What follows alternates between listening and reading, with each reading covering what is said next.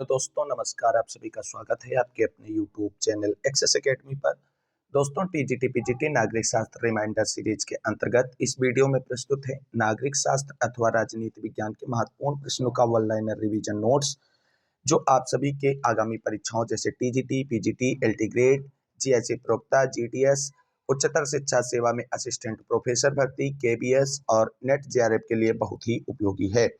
दोस्तों आज की इस वीडियो में राजनीति विज्ञान के महत्वपूर्ण टॉपिक, भारतीय संविधान में संशोधन एवं अनुसूचियों से संबंधित महत्वपूर्ण प्रश्नों को रिवाइज करेंगे। वीडियो में आगे बढ़ने से पहले छोटी सी रिक्वेस्ट है कि प्लीज वीडियो को लाइक करें, दोस्तों में शेयर करें। आगे की तैयारी फ्री ऑफ कास्ट और handwritten notes free of cost प्राप्त करने के लिए प्लीज चैनल को सब्सक्राइब करके बेल आइकन दबा लें। तो आइए साथियों शुरू करते हैं आज का वीडियो और देखते हैं आज के वीडियो का पहला प्रश्न। पहला प्रश्न है साथियों, भारतीय संविधान में 73वें और 74वें संशोधन अधिनियमों ने निम्नलिखित में से क्या सम्मिलित किया था? तो भारतीय संविधान में 73वें और 74वें संविधान संशोधन अधिनियम के द्वारा भाग 9 और भाग 9A को जोड़ा गया था। अगला प्रश्न है, अनुच्छेद 368 किसका प्रतिनिधित्व करता है? तो अनुच्छेद 368 कठोरता एवं नमनीयता का प्रतिनिधित्व करता है।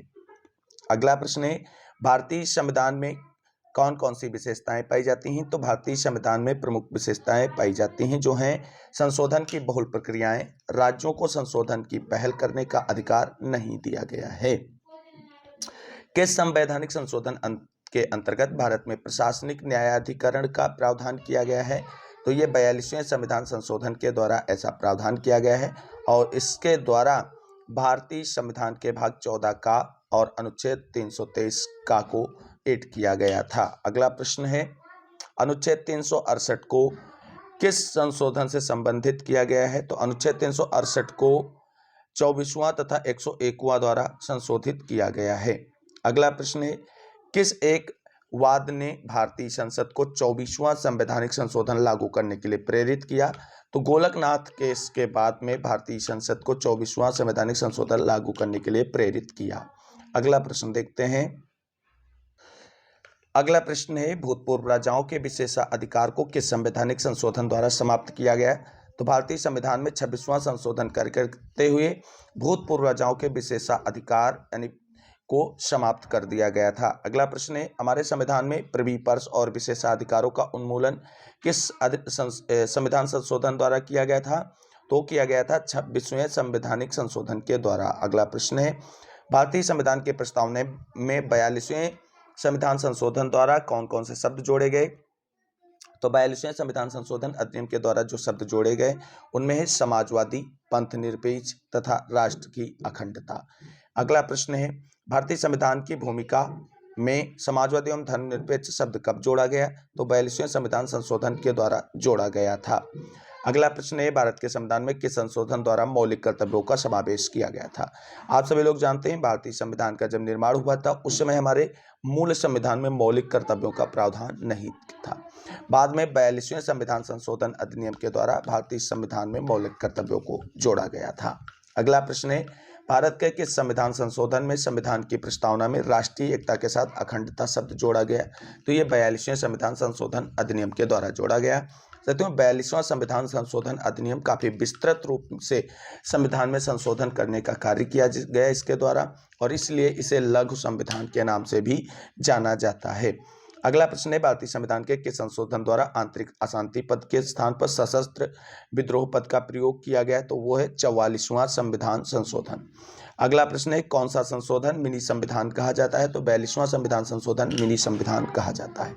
अगला प्रश्न है, अनुच्छेद 352 में भारतीय संविधान के इस संविधान संशोधन अधिनियम के द्वारा आंतरिक अशांति के स्थान पर सशस्त्र विद्रोह शब्द का प्रयोग किया गया था? तो ये 44वें संविधान संशोधन अधिनियम के द्वारा किया गया था, जिसमें आंतरिक अशांति के स्थान पर सशस्त्र विद्रोह शब्द का प्रयोग किया गया था। अगला प्रश्न है, वह संवैधानिक संशोधन जिसने राज्य की नीति निर्देशक सिद्धांतों का विस्तार किया है?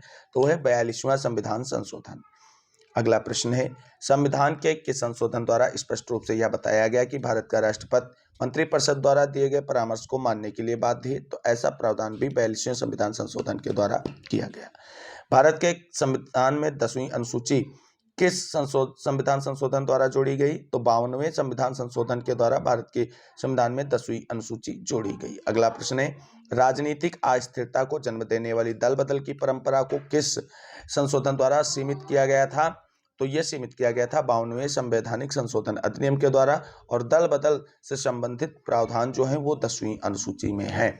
अगला प्रश्न है, भारत में वयस्क मताधिकार के लिए मूलतः 21 वर्ष की अवस्था निर्धारित थी, परंतु अब इसे घटाकर 18 वर्ष निर्धारण कर दिया गया है। यह किस वर्ष किया गया? तो यह किया गया था 61वें संविधान संशोधन अधिनियम के द्वारा सन 1989 ईस्वी में। यानी कुल मिलाकर पहले हमारे देश में वोट देने का अधिकार जो था वो 21 वर्ष पर प्राप्त होता था, लेकिन भारतीय संविधान में 61वें संवैधानिक संशोधन 1989 के द्वारा इस उम्र को घटा करके 21 से 18 कर दिया गया था। काफी इंपॉर्टेंट क्वेश्चन है और कई बार सभी परीक्षाओं में पूछा गया है। अगला प्रश्न है, वह संविधान संशोधन अधिनियम जो भारतीय राष्ट्रपति के निर्वाचन में संघीय क्षेत्रों की विधानसभाओं के सदस्यों को भाग लेने का प्रावधान करता है, तो वह 17वां संवैधानिक संशोधन अधिनियम। अगला प्रश्न है, संविधान का संशोधन जो ग्राम पंचायतों को संवैधानिक मान्यता प्रदान करता है, वह भारतीय संविधान में 73वें संवैधानिक संशोधन के द्वारा ग्राम पंचायतों को मान्यता प्रदान की गई है। अगला प्रश्न है, भारतीय संसद द्वारा किस वर्ष संविधान का 73वां भाग संशोधन विधेयक पारित किया गया? तो 1992 ईस्वी में किया गया था। अगला प्रश्न है, भारत में महिलाओं के लिए ग्राम पंचायतों में 1/3 स्थान आरक्षित किए गए हैं, तो वो 73वें संविधान संशोधन अधिनियम 1992 के द्वारा ऐसा प्रावधान किया गया है। अगला प्रश्न देखते हैं। अगला प्रश्न है साथियों, भारतीय संविधान का 19वां संशोधन अधिनियम 1999 किससे संबंधित है? तो 79वां संवैधानिक संशोधन अधिनियम जो 1999 में हुआ था, उसके द्वारा लोकसभा और राज्य विधानसभाओं में अनुसूचित जातियों और अनुसूचित जनजातियों के आरक्षण को जोड़ा गया था या परिवर्तन किया गया था। अगला प्रश्न है, संविधान के किस संशोधन के अंतर्गत 6 से 14 वर्ष के बच्चों की शिक्षा को मौलिक अधिकार बनाया गया? तो ये 86वें संविधान संशोधन अधिनियम के द्वारा ऐसा प्रावधान किया गया, और इसके अंतर्गत ये प्रावधान किया गया था कि 6 से 14 वर्ष तक के बच्चों को शिक्षा प्राप्त करना उनका मौलिक अधिकार है। अगला प्रश्न है, भारत के संविधान में 86वें संशोधन के पश्चात कितने मौलिक कर्तव्य हो गए? तो भारत के संविधान में 86वें संविधान संशोधन के बाद मौलिक कर्तव्यों की संख्या 11 हो गई। उससे पहले मौलिक कर्तव्यों की संख्या जो है वो 10 हुआ करती थी। अगला प्रश्न है, भारत के किस संविधान संशोधन द्वारा संपत्ति के अधिकार को मौलिक अधिकार के स्तर से वंचित किया गया? तो संविधान संशोधन अधिनियम 1944 के द्वारा भारत में संपत्ति के अधिकार को मौलिक अधिकार से हटा दिया गया। अगला प्रश्न है, किस प्रधानमंत्री के कार्यकाल में 73वां संविधान संशोधन विधेयक पारित हुआ था? तो वो है पीवी नरसिम्हा राव। अगला प्रश्न है, संपत्ति के अधिकार को मौलिक अधिकार के रूप में किस संवैधानिक संशोधन अधिनियम के द्वारा समाप्त किया गया है? तो 44वें संवैधानिक संशोधन अधिनियम के द्वारा संपत्ति के अधिकार को मौलिक अधिकार से समाप्त कर दिया गया है। अगला प्रश्न है, इस संविधान संशोधन द्वारा यह व्यवस्था की गई कि किसी मंत्रिमंडल में मंत्रियों की कुल संख्या सदन की कुल संख्या के 15% से अधिक नहीं हो सकती। यह था 91वां संविधान संशोधन। अगला प्रश्न है, किस संविधान संशोधन द्वारा मंत्रियों की संख्या लोकसभा की कुल संख्या का 15% निश्चित की गई? तो वो था 91वें संविधान संशोधन। अगला प्रश्न है, असमी, बोडो, कोंकणी तथा सिंधी में से वह भाषा कौन सी है जो 92वें संविधान संशोधन अधिनियम 2003 द्वारा भारतीय संविधान में सम्मिलित की गई? वो है बोडो। अब इंपॉर्टेंट पॉइंट देख लेते हैं। 92वें संविधान संशोधन द्वारा बोडो, डोगरी, मैथिली तथा संथाली को संविधान में 8वीं अनुसूची में जोड़ा गया था। अगला प्रश्न है, भारतीय संविधान का वह संशोधन जो नगरीय स्थानीय संस्थाओं को संवैधानिक मान्यता प्राप्त करता है, वह है 74वां संवैधानिक संशोधन। अगला प्रश्न है, वह संवैधानिक संशोधन जो राष्ट्रीय न्यायिक नियुक्ति आयोग की संरचना तथा कार्यों से संबंधित है। संवैधानिक संशोधन जो राष्ट्रीय न्यायिक नियुक्ति आयोग की संरचना तथा कार्यों से संबंधित है वह है 99वां संवैधानिक संशोधन। भारत का 100वां संविधान संशोधन किससे संबंधित है? तो वो भारत और बांग्लादेश से संबंधों पर आधारित है। अगला प्रश्न है, अब अनुसूचियों से जुड़े हुए महत्वपूर्ण प्रश्नों को देखते हैं। भारतीय संविधान में कुल अनुसूचियां कितनी हैं? तो भारतीय संविधान में कुल 12 अनुसूचियां हैं। अगला प्रश्न है, संघ, राज्य, संघ राज्य क्षेत्र, राज्यों के नाम और राज्य क्षेत्र तथा नागरिकता में से भारतीय संविधान की पहली अनुसूची किसका प्रावधान नहीं करती है? तो भारतीय संविधान की पहली सूची नागरिकता का प्रावधान नहीं करती है। अगला प्रश्न है, भारतीय संघ में एक नया राज्य सम्मिलित किया जाना हो तो संविधान की किस अनुसूची में संशोधन आवश्यक होगा? ऐसा करने के लिए भारतीय संविधान की प्रथम सूची जो या अनुसूची है उसमें संशोधन करना आवश्यक होगा। अगला प्रश्न है, भारतीय संविधान की वह अनुसूची कौन सी है जो राज्यसभा में स्थानों के आवंटन से संबंधित है? तो वह है चौथी अनुसूची। अगला प्रश्न है, संविधान की छठी अनुसूची में दी गई स्वायत्त जिला परिषद उत्तर पूर्व भारत के किस राज्य में लागू नहीं होती है? तो उत्तर पूर्व भारत के नागालैंड राज्य में लागू नहीं होती है। अगला प्रश्न देखते हैं। अगला प्रश्न है, प्रश्न देखने से पहले कुछ इंपॉर्टेंट पॉइंट देखते हैं। छठवीं अनुसूची असम, मेघालय, त्रिपुरा और मिजोरम के जनजातीय क्षेत्रों के प्रशासन का उपबंध करती है। अगला प्रश्न है, एक विषय को समवर्ती सूची में शामिल किया जाता है जब इस पर एक कानून किसके द्वारा पास किया जा सकता है?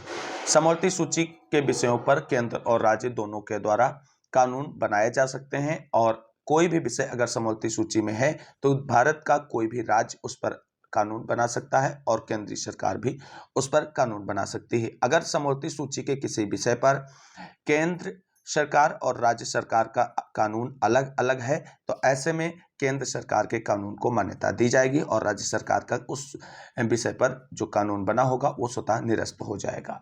अगला प्रश्न है, संविधान की किस अनुसूची में केंद्र और राज्य के मध्य शक्तियों का विभाजन उपबंधित है?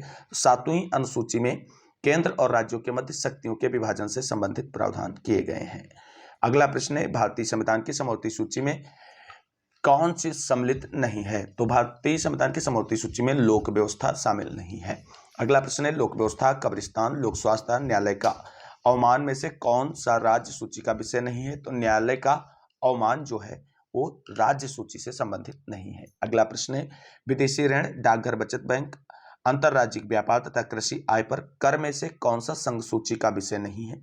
तो कृषि आय पर जो कर का प्रावधान है वो संघ सूची का विषय नहीं है।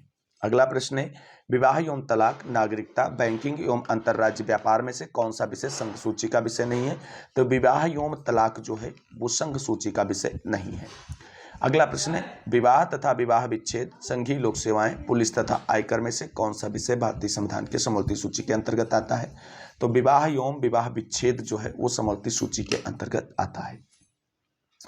अगला प्रश्न है, दांव तथा ध्रुत क्रीड़ा, मत्स्य उद्योग, राज्य के मंत्रियों के वेतन तथा भत्ती तथा राजनयिक प्रतिनिधित्व में से कौन सा एक भारत के संविधान में राज्य सूची का विषय नहीं है? तो राजनयिक प्रतिनिधित्व राज्य सूची का विषय नहीं है। अगला प्रश्न देखते हैं, पुलिस, केंद्रीय लोक सेवाएं तथा शिक्षा में से कौन सा विषय भारत के संविधान की राज्य सूची में है? तो पुलिस जो है वो राज्य सूची का विषय होता है, समवर्ती सूची का विषय नहीं है। तो सार्वजनिक व्यवस्था जो है समवर्ती सूची का विषय नहीं है। केंद्र राज्य के मध्य शक्तियों का बंटवारा संविधान की किस अनुसूची में किया गया है? तो भारतीय संविधान की 7वीं अनुसूची केंद्र राज्य के मध्य शक्तियों के बंटवारे से संबंधित है। अगला प्रश्न है, भारत में केंद्र को शक्तिशाली बनाने का एक संवैधानिक कारण कौन सा है? तो वह है संघीय सूची। अगला प्रश्न है, भारत का संविधान अवशिष्ट शक्तियां किसको देता है? तो वो केंद्र को देता है। कौन सा विषय भारतीय संविधान की 11वीं अनुसूची का भाग है? तो 11वीं अनुसूची का भाग है गरीबी उन्मूलन कार्यक्रम तथा महिला एवं बाल विकास। अगला प्रश्न है, राज्य सूची के किसी विषय को राष्ट्रीय हित का विषय घोषित करने का अधिकार किसके पास है? तो इस अधिकार केवल और केवल राज्यसभा को है। अगला प्रश्न है, संघ सूची में कितने विषय शामिल हैं? तो संघ सूची में मूलतः 97 विषय शामिल हैं, लेकिन वर्तमान में इसमें 98 विषय हैं। अगला प्रश्न है, संविधान की 11वीं अनुसूची का भाग नहीं है? तो जैव सांख्यिकी, जिसके अंतर्गत जन्म में मृत्यु पंजीकरण भी होता है, वो संविधान की 11वीं अनुसूची का भाग नहीं है। 42वें संविधान संशोधन के पश्चात भारत के संविधान की समवर्ती सूची में विषय कितने हैं? तो कुल 52।